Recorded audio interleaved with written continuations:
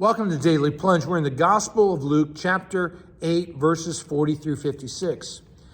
Now, in the Gospel of Luke, the whole theme of power, the power of the Holy Spirit, is important. Jesus is conceived in power. He is going to send out the disciples in his ascension with power, the power of the Holy Spirit. We know from the last passage that he has power over the demonic, the power to release people from the demonic. And now we're going to hear how he has the power of life in him, he has power over illness and death. So as he is now crossed back over the Sea of Galilee, he's back in the Capernaum area. As he is trying to make his way onto shore, he's already being swamped by people. And Jairus, who is a synagogue lay leader, right? He's kind of like the president of the congregation. He comes forward and begs Jesus, "Come, I need you to heal my daughter."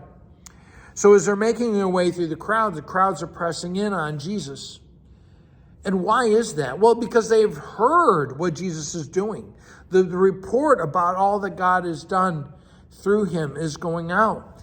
And why don't we see throngs of people at our churches? Are we sharing the news of what God has done in our lives to even invite people? Now, as they're going through the crowd, he stops and says, "Someone touched me." And the disciples rightly, really, look at the crowd. Anyone could have touched you. But he says, "No, someone touched me and power has gone out from me," which means that someone has touched him with faith, trusting that Jesus is the Son of God and has the power over life, over illness.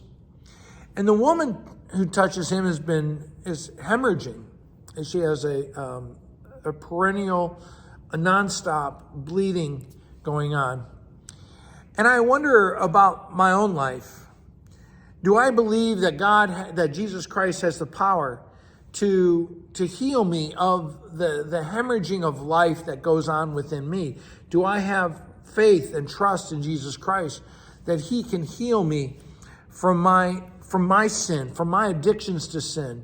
Do I call out to him?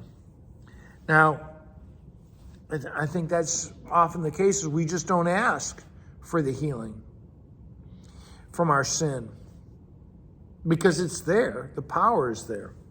Now, after that, Jairus is desperate for his daughter. They go back to his house and they say, "Oh, she's already dead." And there's the professional paid wailers, mourners, making a ruckus. And Jesus says, "Stop wailing. She's not dead." But they laugh at him.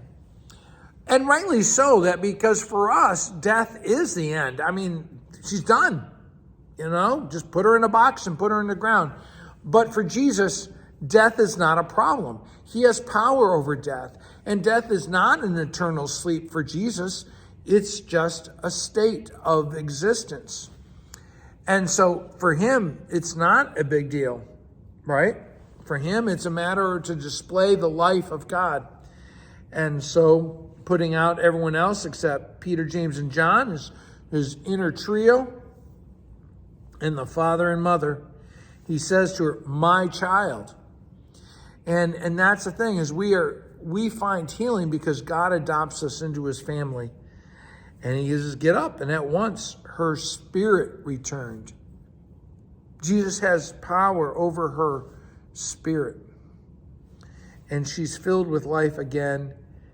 And everyone's astonished. Shouldn't we be astonished that Jesus Christ can give life? Well, thanks, friends. Have a blessed day.